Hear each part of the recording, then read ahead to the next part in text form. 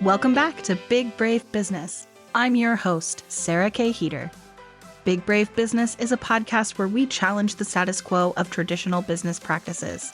So if you're ready to challenge norms, rewrite the rules, and redefine what it means to lead with courage and integrity, then grab a notebook and let's dive in.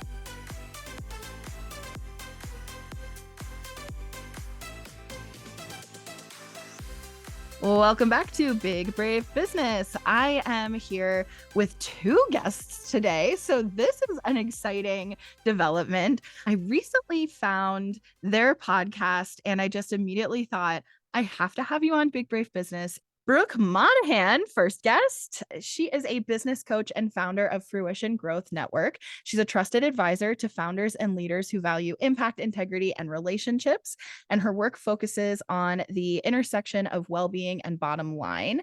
Tristan is a digital strategist and equity inclusion facilitator and consultant. Tristan is a writer, educator, digital strategist, and equity inclusion facilitator. They specialize in content marketing strategies for justice-focused leaders, queer, trans diversity, equity, inclusion, and belonging, training, and consulting.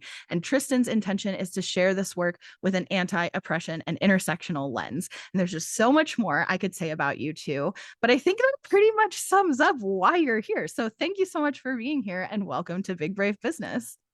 Thanks, Sarah. It's really good to be here. Yeah, I'm very excited.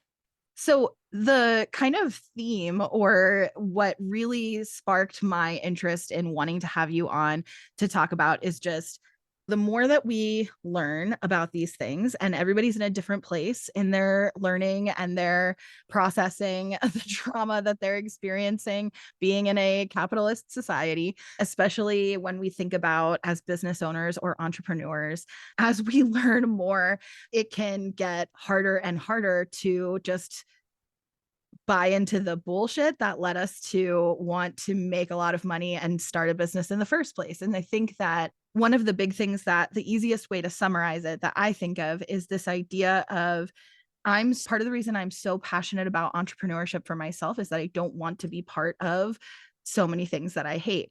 But then as I'm building this business, how do I build something that isn't the exact thing I was trying to leave? And how do I do things differently? And you're both nodding so emphatically, so I know you get it. And then even thinking bigger about all of the things that are going on in the world and becoming more and more of an anti-capitalist. What are we even doing here? Do we just even want to exist on this planet anymore? How do we balance that with building businesses? That's really hard. So that's just general opening theme. Yeah, that's all that we talk about. This is why Tristan and I have a podcast now, because we can't stop talking about it. We've not been able to stop talking about it since we met each other. So finally we were like, we should be recording these conversations, because exactly what you said, that's what we're talking about all the time. In my view, Tristan's dad is a successful entrepreneur who has been doing educational kind of marketing in a very specific industry for a really long time. And I think since way before it was a standard thing to do. And I hope I'm not speaking out. No, I just tell my story so that I don't have to say anything at all. I'm kidding. What I was going to say is we've had these conversations about Tristan will get advice, say from their dad about this is what you should do. This is how you should do it. And my thing is always, it's not like it's actually that hard to figure out how you're quote unquote supposed to run a business. It's not actually that hard to figure out how to make money. I don't want to, anyone who can't see, I'm like, hang on a second. What's hard is doing that while staying in integrity with your values and doing that without wanting to die. That's what's hard. And when I see people who are struggling, oftentimes what I see is that they're struggling with the compromises and the trade-offs, because it feels like there's so much that you have to give away in order to, right? There's so many trade-offs and sacrifices. And so Tristan and I are constantly talking about what is the, I think about it in terms of a Venn diagram where we're looking at what are the things that work in terms of running a business? And then what are our values? And then how can we figure out what is in that overlap in the Venn diagram and really go as hard into that lane as possible so that we can manage to do both? And it is not an easy thing to do, but I do think that there are a few things that we could really be focusing on that would allow us to do that more than, I don't know, maybe than I was doing for the first 4 years that I was running my business. I also think we're at a time where the era that I was raised in with my father and his level of entrepreneurship and his years of entrepreneurship with his particular identities in entrepreneurship was a unique perspective. And I'm having a very different experience. We as entrepreneurs in 2024 are having a very different experience than he was having in 2000, let's just say, right? Like Sure. right now in 2024, people are spending money and time in a different way. You mean things are so easy now? What you mean? Yeah, the cost of living is just so accessible for so many of us. People are just looking to throw their money around. Yeah, and reinvest in their businesses. Yeah. Really. Well, okay, sarcasm. But for real, I feel like he raised me and modeled for me this belief that, first of all, it was going to be an uphill endeavor, right? That once you unlocked some level of success, aka income and visibility, that you'd just be fine. And that's not how things work anymore, actually. Not to mention the fact that the work I'm doing, which is pretty much rooted in dismantling systems of oppression, let me tell you, people aren't going to want to pay for that. Right. Especially if it's going to undermine their profits or if they think it's going If to. they think it Yeah. is, exactly. And so when I was raised to not speak out about systems of oppression, when I was raised to definitely in my business, I remember being told, do not tell people you're queer. And it was like, okay, first of all, I don't have the option. I out myself every day just because I am trans and that's how it is. And I don't have the option either to stay silent. I would argue that none of us do right now. And when we're silent in our businesses now versus like political silence on political topics in 2000, it's different now. Like we can no longer afford to put our values in some box and think that they're sitting in a closet somewhere and we just take them out when we vote or something. That's no longer the kind of culture we're living in. I think as an audience, and we've been talking about this and researching it, Brooke and I, people want to know what your values are. It's going to influence levels of trust and investment and connection and relationship building because we want to be with like-minded people more than ever before, or we want to be with people who want to create the worlds that we want to see. And if we're going to be picky and choosy about where we're going to throw our dollars, we're going to choose to throw those dollars toward the people and the companies and the organizations that are trying to build the world that we want to see. So when someone shows their true colors to not be aligned, then it's easy for us to choose a competitor. I'd rather not support you then. And in some ways, I feel like, thank you for letting me know that's who you are. And that way I can make a different choice. Yeah. And I think that a lot of the work that Tristan and I have been doing lately is disabusing people of the idea that the choice is that there is as much of a trade-off as there used to be. What I mean by that is we have found ourselves in a point in time right now where the reality is people are looking to companies' values when making buying decisions. That is just what is happening. There was a time where maybe you were taking a huge risk by stating your values or your politics on a business account. I think that right now it's actually really bad business to not do that. Agreed. I think that like when I first started in 2019, I was hearing people say, I'm willing to take this risk. And I understand that it could compromise things, but I'm the kind of person who is going to stand up for this. Now, I think that the truth is that if you don't say anything, I'm going to assume that you don't care. Yep. And I'm going to assume that we don't align. So I think that now we're actually in a place where, yes, things are hard. A lot of the things that were working before are not working anymore. we are needing to shift some of our strategies.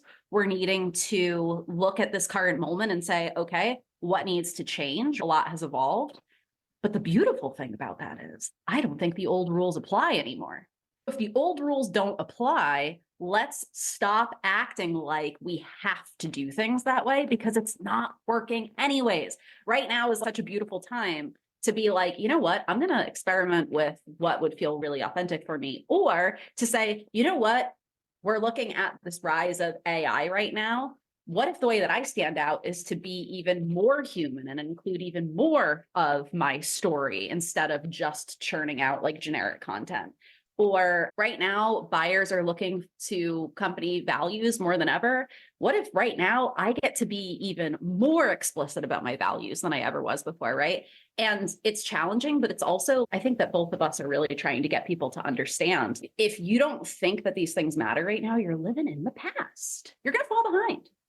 I'm curious about a couple of things, but the first thing that I want to clarify, because I'm making some assumptions about what you're referring to, and I think the person listening probably is also trying to make assumptions or maybe is even confused. So when we are talking about this, what are some of the old rules that don't apply? What does that mean?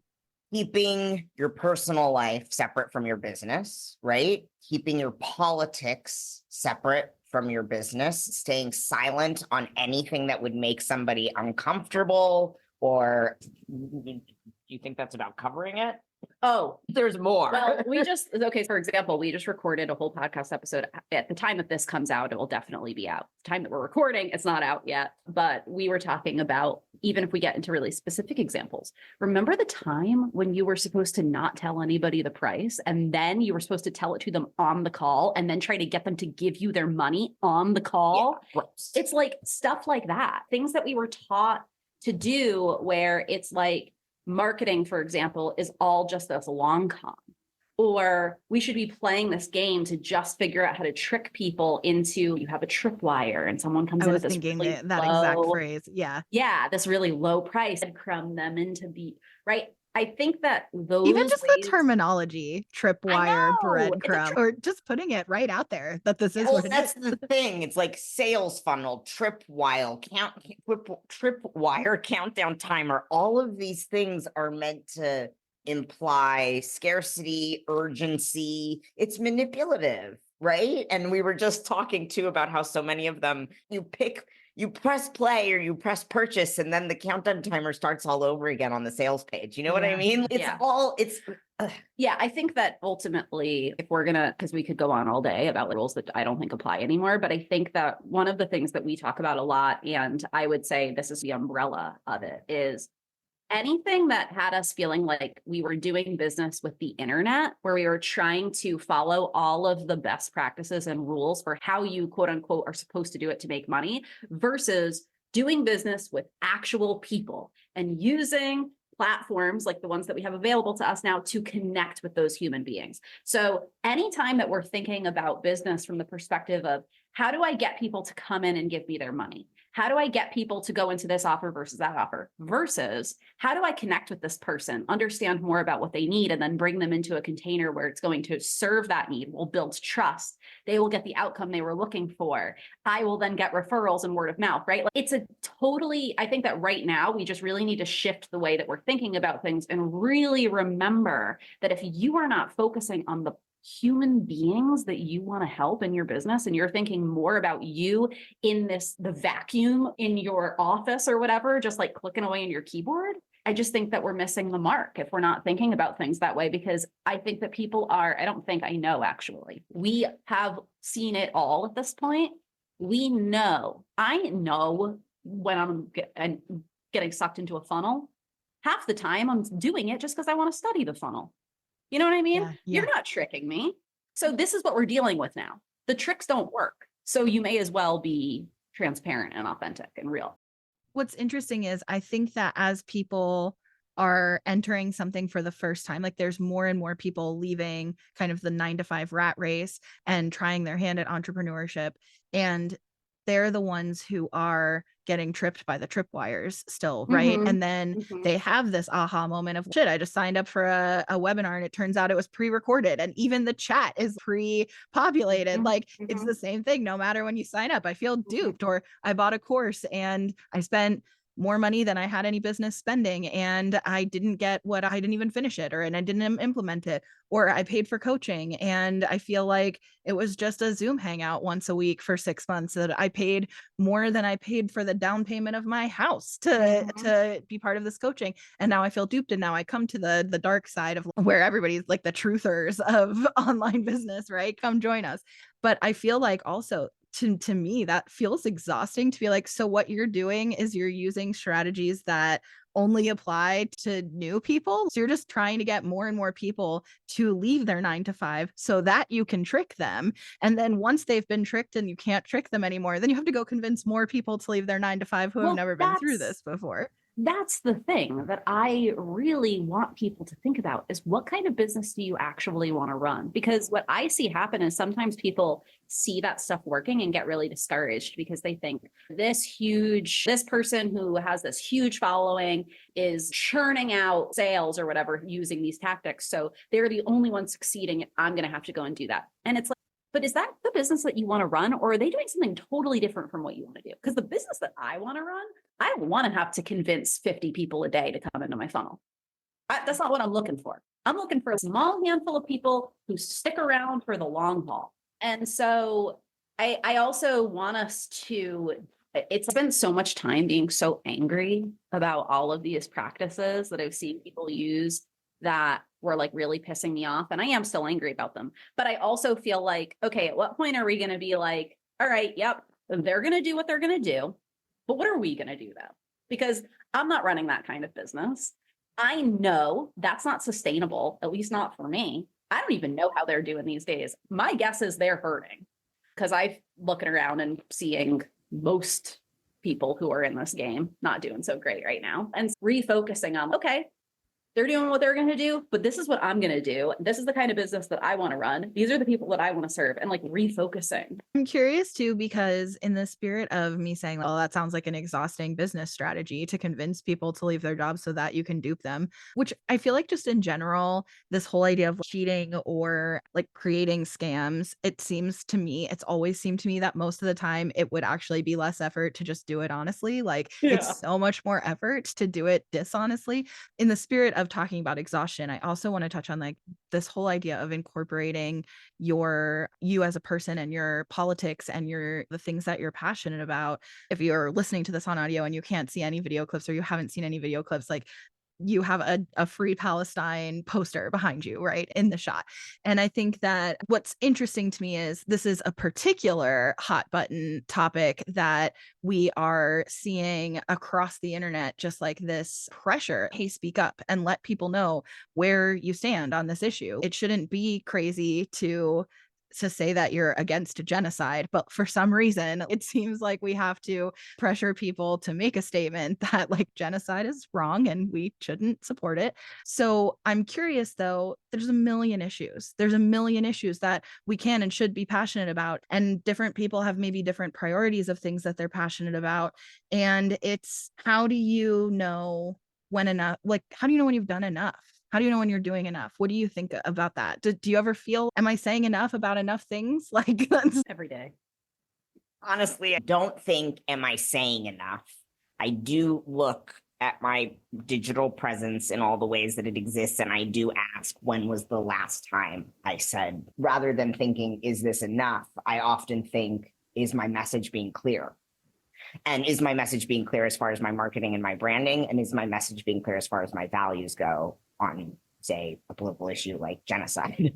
And to me, that is my message being clear as far as my values go, directly connects with my quote branding and marketing. Like they're not separable to me. I don't think we can separate our values from our branding and marketing. Personally, I don't think we should. This is what I think. I think capitalism teaches us that we must. I think white supremacy, patriarchy, Southern colonialism, all of these systems, these ways of being teach us that we should compartmentalize, that we should manipulate people, that we should treat people like transactions rather than human beings that we have relationships with.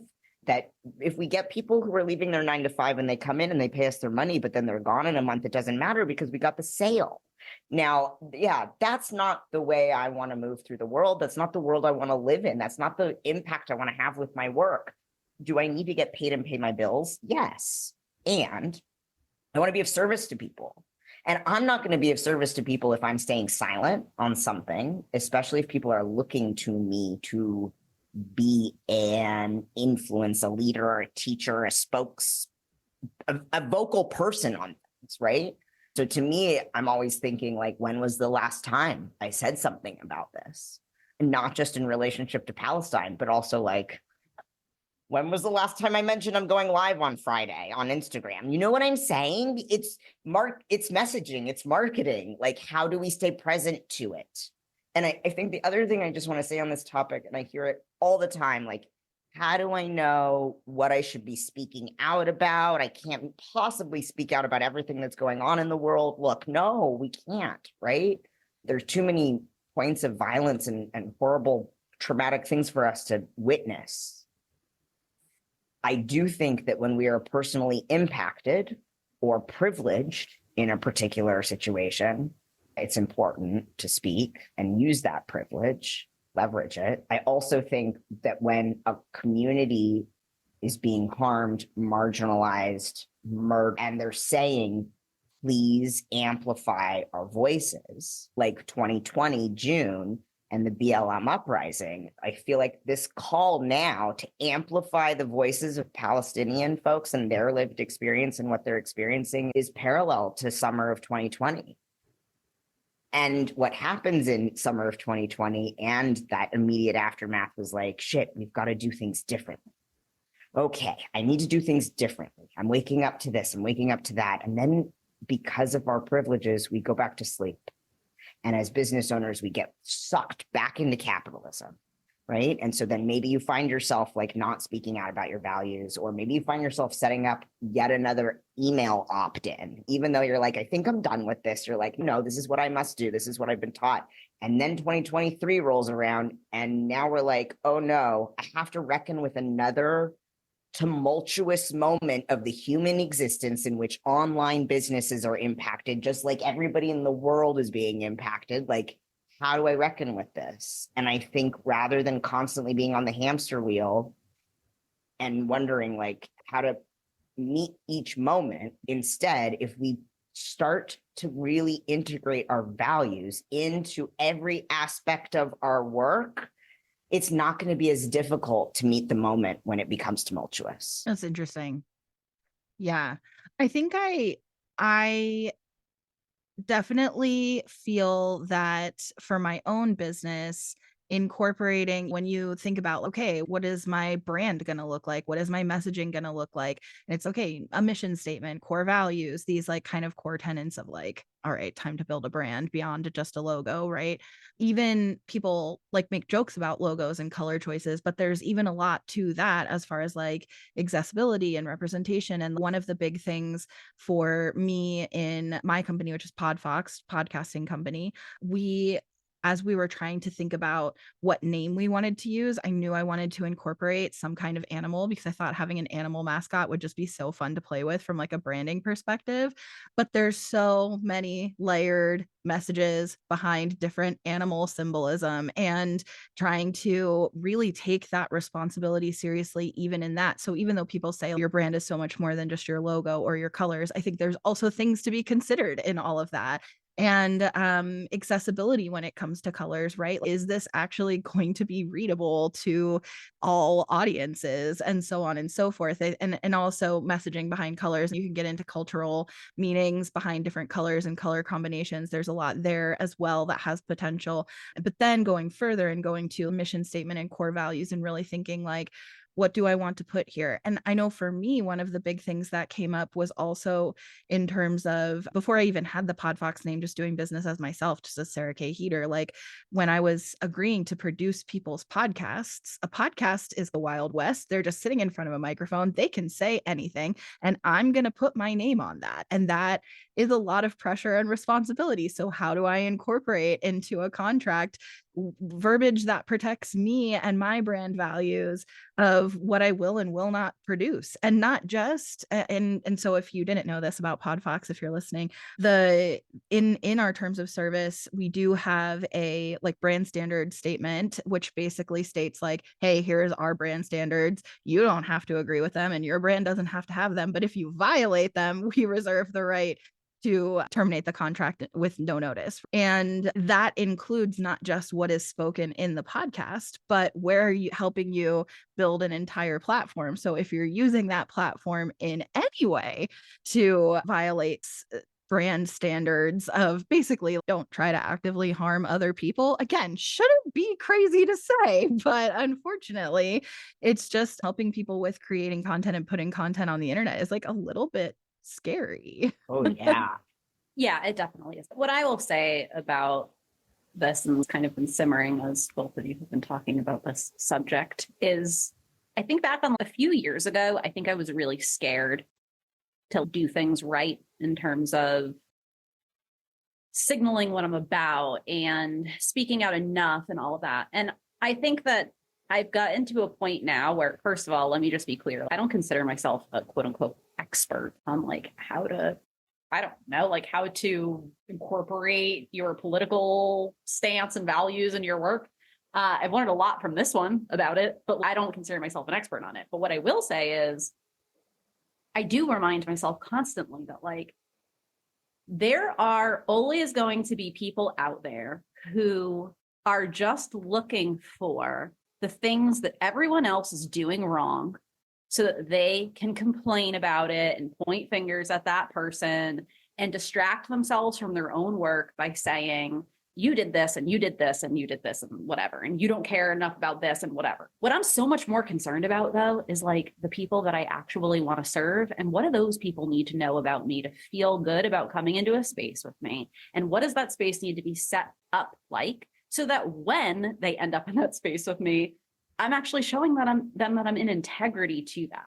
And so anytime that I find myself trying to stretch beyond what just is coming through naturally because of the fact that I'm actually staying educated or informed on that thing, and I actually care enough about it that I'm learning about it, not just from social media, right?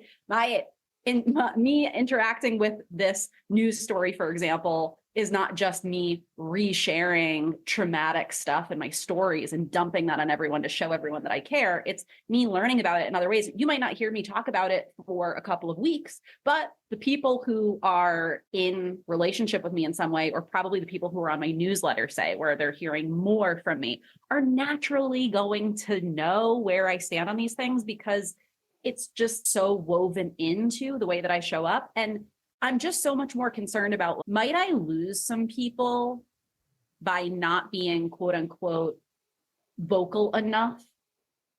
Sure. But I think the harm that can happen by trying to do it the right way and then have people come into your space expecting one thing and then they find out that you were just signaling is so much worse that I've learned how to loosen my grip on it a little bit and be like, who are the people that I want to serve? What's important for the space? How can I stay informed on the things that matter? How can I listen to people about what they need from me? How can I incorporate feedback when I hear it? How can I have a way for people to actually give me that feedback when I do fuck up? Like, those are the kinds of things that I'm just so much more concerned about now. And I just am like, I don't know. I'm not as scared anymore. I think it sounds like you're less concerned about doing it the right or wrong way and more concerned about what happens when people get into space with you based on how you're showing up. Yeah. Which is, isn't that the point? The point isn't how we show up in our marketing. The point is our marketing in alignment with who we are in our work, in our world? Are we in integrity, or are we just posturing? Because if we are just posturing, or virtue signaling, then we are more likely to cause harm to people when they come into space with us. That's so interesting. And I totally picked up on that too, of like, yes, yes, yes, because I feel like for me personally, it's less about my marketing and more about, as you used the term container, like it's more about what container am I actually creating. And that means looking at things like who's on my team. That means looking at things like what is the price point? What is the actual service that I'm offering? What are the different options and availability of receiving information, of communicating with me, of, to your point, like how do I receive feedback and what do I do with that feedback? What are the ways that you engage with my company, my brand, myself, my team, once you're actually a customer? Like that is more important to me than the marketing. And then the marketing naturally follows because you're just promoting what you actually have created, and that feels then authentic and aligned. And I think, yeah, you're spot on. I think it's so much harder to reverse engineer that. Like you market something and then you have to figure out how to make the container match the marketing. That seems way harder. Yeah. And also, I don't know if you're worried about whether or not you're saying enough. When you said, do you ever worry about that? I'm like, yeah, every day. I worry about it from the perspective of, am I doing enough? Because I just feel I'm always looking around thinking like, oh, wow. Okay. Yep. The world continues to crumble. And I'm here with my life sitting pretty. And in a lot of ways, not so much right now. I was going to say, But, you look pretty, to be clear. I'm doing fine. Yeah. I'm always worried about, am I doing enough from the position of privilege that I have?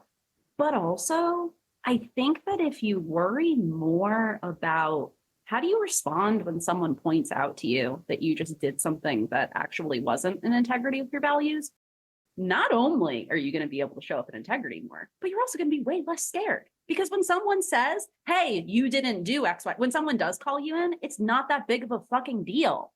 Like, oh my gosh, it's so terrible that we are like, that I, as a cis white woman, just had someone point out to me that I did something that was harmful. Poor fucking me. No, okay. I'm just over it at this point. Yeah, we should be. Yeah. It's not about us. I think it's because I'm so tired of other things that I feel like matter so much more. I do think, though, that's true of getting feedback in general, that being open to feedback in all forms makes us better, right? And you could even say the same just about practicing a task or a skill, that when and here's where we tiptoe into using the coaching word, but thinking about sports, right? Like the reason why sports athletes have coaches is so that they can get feedback and they can get better. So if we think of it in those terms of like, how do we make ourselves open to feedback and then choosing what we do with that feedback? And not all feedback is good feedback, right? And that is one of the scary things about putting yourself out there, especially on the internet. But putting yourself out there in any context is like, what if they hate me? What if they think I suck? What if I failed? And I think this is where being, and one of your bios, it's like specifically mentions being a do-gooder or supporting do-gooders. And I think especially as somebody who actively wants to do good, what if I fail at this? What if I fall short? And that feels like sometimes a lot of pressure of, I just want to do good in the world. I want to do good with my time here. I want to support other people. And am I doing enough? And I just recently read Laziness Does Not Exist by Devin Price. Have you read that? Okay. I haven't So read it, but love Devin's work. Yeah. so it's such a good read. So far, my favorite read in 2024. And one of the chapters is specifically about this whole idea of like activism and being involved. And it's, if you have things that you, this is my own paraphrasing, this is not from the book. If you have things that you do care about, and we all do, right? And you have things that have affected you based on your own personal identity, the communities that you're a part of, the identities of the people that you care about in the communities that you're a part of, then if you care about those aspects of existing, of being human on planet Earth, like then incorporating that into the decisions that you make in both in business and outside of business is doing enough. Like it is doing enough. And sometimes if you need to, and what I really appreciated about this book is like also a kind of a permission slip or a free pass of, if there's a time that you don't need to watch a police violence video, you not watching the video doesn't make you like less caring of a person. It doesn't mean that you support police violence because you couldn't watch another video, right? And I think that's where you mentioned BLM in 2020, the uprising in 2020. And I think that's a perfect example for me. Like, I couldn't be a Twitter user at that time because I still had to figure out how to get out of bed every day and keep a roof over our heads. I had to turn it off, and I'm privileged enough that I could turn it off. Like, I have the privilege to be able to turn it off, and I understand that not everyone's lived experience includes that. And I think it's wrong, and I care a lot. And there's lots of ways that I do care and I am participating. And also, my kids still need a roof over their heads and dinner on the table. And so you're just trying to balance, I want to give everything that I have and all that I am to trying to make the world a better place. And also, I have to survive myself in the capitalist rat race in order to do more good. That has to be part of it. Yeah. People keep asking me, and I keep saying too, how do we market our work amidst multiple genocides? And we shouldn't have to. And because of the way culture is constructed, we absolutely have to keep going, right? In order to keep the roof over our head or the food in the fridge, because the cost of the box of cereal is astronomical now. And it is to the benefit of all of these things continuing if we just keep going as if they are normal, right? I often wonder, okay, so we have to keep working, we have to keep marketing, but how do we do it and stay? Right? How do we do it and stay present to the fact that this is toxic, that this is violent, that this is traumatic, that this is unprecedented in our lifetimes, right? How do we recognize that the last 4 years of COVID have really messed a lot of us up and are continuing to mess us up, and not just pretend that everything is normal now that it's quote over. And I just wonder, like, how can we keep, I'm thinking of the words of one of my teachers, Michelle Cassandra Johnson, who is also often inviting us to remember to remember the fact that this stuff is not normal and that we still have to show up for our marketing. But how do we hold both? Yeah. And it's hard because you do get desensitized. And especially to your point, like 4 years of COVID, like it does feel normal. And that is bizarre. I think too, another thing that kind of comes to mind for me is one of the ways that I can most help is donating to people who can be boots on the ground in a lot of different situations and capacities. And if and boots on the ground, of course, could be taken in a lot of different ways, but I mean, helping boots. So, but if that's the case, then there is actually interest in continuing to grow my business and to grow my personal profits, because that's more that I can donate. That's more that I can give. And there's more good that I can do with the more that I grow this. Now, in addition, I don't do a lot of the work that is in your bios of actually helping people with this, although hopefully this podcast is some of that work, but I hope people learn things. But I also feel like our mission with PodFox is amplifying voices, right? Like amplifying people's voices, especially who feel underrepresented in their industry, in their community, what have you. And also trying to do good with the actual container. And even if the podcast that someone's doing is about cooking, I hope that the profits that we make together from growing this can be put back into the good of the world, which comes back around to people who are incorporating their personal values into business, then choosing where you put your money. So then I'm choosing not to put my money into the people who are like dismantling ERGs and saying that no one's allowed to talk about Black Lives Matter at work. Cool, not going to support your company anymore. I will instead choose another option, right? So even in those small ways, like the services and the subscriptions and whatnot that I need to run my business, I can hopefully pour money into places and spaces that are doing good for people. But it's hard because what I really want, and I think you feel the same way about this, is I really want to burn capitalism to the ground. I really don't want to participate in capitalism. I really don't want to keep growing any corporations. I would like to dismantle all of them. And it's just such a weird thing to balance. Yep. Yeah. Yeah.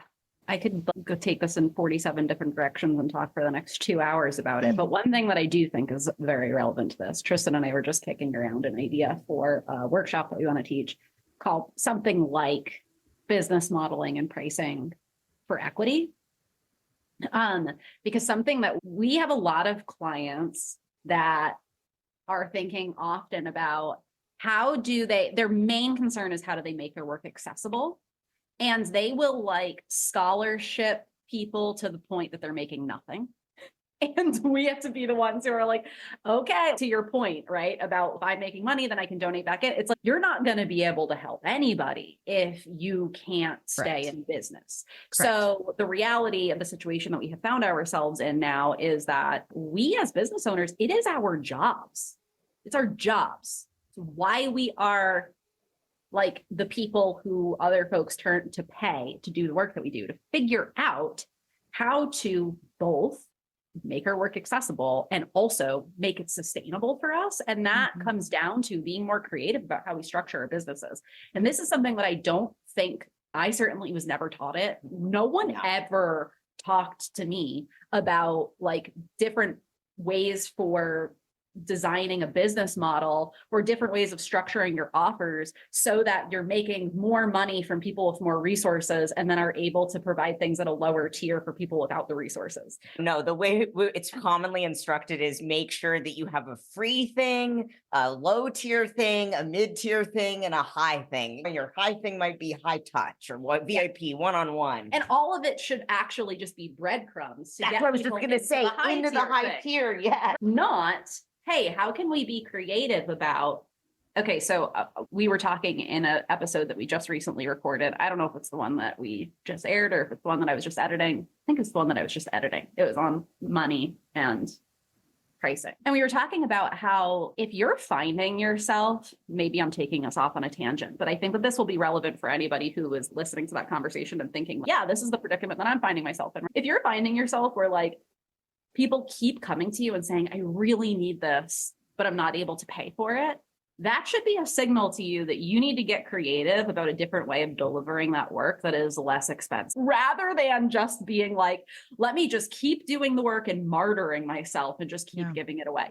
Are there going to be some people who need that exact structure and can't pay for it? Yeah, that's where the scholarships or the sliding scale comes in. But actually, we can be more creative about, right? That should be the reason why we have a pre-recorded course and a group program and a one-on-one, because they're different price tiers that allow people to get access to our work without us having to run ourselves into the ground and going out of business and leaving the only people who are still running being the people who don't give a shit, the people who are putting profit above all else. So I think that one of the things that we're thinking about a lot now is like, how do we take all of these things that we learned, because we are in this like age of there's so much information available to us. You can go on YouTube and learn so much about how to run a business.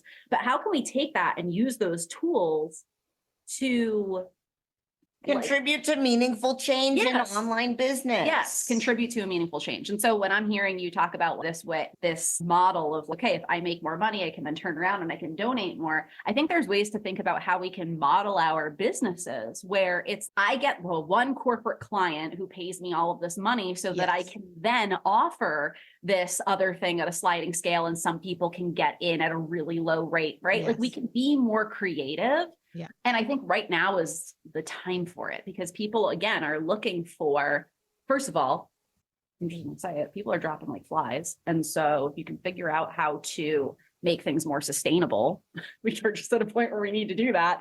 But also folks are looking for people who are that thoughtful about getting creative, about setting their businesses up so that these values are at the very core of it. And the other thing that we talk about often is if you do that, then guess what? The next time the shit hits the fan and another tragedy happens, you're not going to have to pretend it's not happening in order to market, because you built your business on the very values that have you caring about that thing, right? You don't need to separate them. Yeah. I love that. And I think that's a really good, like, tying the whole thing together. I will just add that we had that exact conversation on my team about pricing like a year ago, about, hang on a second, the people, multiple levels of this, but the sliding scale part especially is like the corporate clients who can, and frankly, Good. to benefit from spending. They need the business expenses for their tax purposes, right? Like they need to spend more money. Let them spend more money to subsidize the costs for giving access to amplification of voices that are coming from circumstances where they don't have the same budget. And similarly, we also have looked a lot in my business, and it's a journey, it's a process, it's never done, of and I posted a whole thing about this on Threads and then on LinkedIn, which was about ethical pricing. So probably very similar to the conversation you all had, but about how when I look at the accounts that I've been most excited to work on, and the clients who I've been most excited to work with, the relationships where they need the most of me and I get to pour in my expertise and strategy and how that can really help build their platforms to really make a big impact, versus the accounts that don't really need much from me. They already know what they're doing. They just fly on their own, which is great. It's an easy account. They pay well. It's fine. But the people who need the most from me, they are also the ones who are spending the maximum amount that they can of their budget. Like they're stretched to make this work. One personal circumstance would make this a line item that has to be cut. This is something that they're essentially making a gamble on in their own personal finances to make this possible for themselves. Those are the accounts that I'm most excited to work on and the clients I'm most excited to serve. And yet it's the least profitable because it takes the most from me for the lowest price point. And so it's like, all right, at this point, we have to reassess what our services look like, because that's a really big indicator that something is wrong. We can fix this by creating offers in a way that will serve the people we most want to serve and are most passionate about serving, but in a way that is accessible to them and is not going to tap us out that we have nothing left to give to continue to serve other people. The offer has to change. So it's not to say, because we hear all the time, and again, this is going to go down a whole new rabbit hole and we don't have time, but this online business advice that's just canned, raise your prices, raise your prices, raise your prices, raise your prices. That's how you make more money. Everybody just increase your prices. It's that doesn't work. And yes, you might actually make more money because you'll find people who can pay it, but you're not doing good in the world with your business. So anyways, I've loved this. I could talk to you all day. If you like this kind of conversation, by the way, please go check out their podcast. We're definitely going to make sure everything is linked in the show notes and the description of this episode. And of course, also their contact information as well. But I like to end all of these episodes with something that's more fun. Although I think this kind of conversation is fun, but it's a lot. I know it's a lot. I often say I'm the kind of friend you have to call your therapist after you talk to, and I get it. It's fine. But on a happy note, what is something, it could be work-wise or personal, what's something that's making you happy right now? RuPaul's Drag Race. That's a great one. Drawing. I'm doing a lot of drawing in my spare time, and it's giving me life and soothing. That's such a good one. Yeah. I've been really into breakfast sandwiches, and I've historically been a breakfast burrito loyalist. Okay. So it's always breakfast burritos, but I don't know how that happened. So anyways, I've been more into breakfast sandwiches lately. And so that's mine. That's what I'm going with. For you. I like it. I love a good breakfast sandwich. All right. Thank you so much for joining me. I really, really appreciate the work that you're doing, and obviously the what you're doing with your podcast. I really enjoy it. And also I would love to have you back. We can go down more rabbit holes together. I think it's fun, and it's fun to have a group of us. Yeah, we would love to come back. Thank you, Sarah. Yeah. It's good to connect with you. Thank you so much. Yeah. And to you listening, thank you for being here, and we'll see you next week.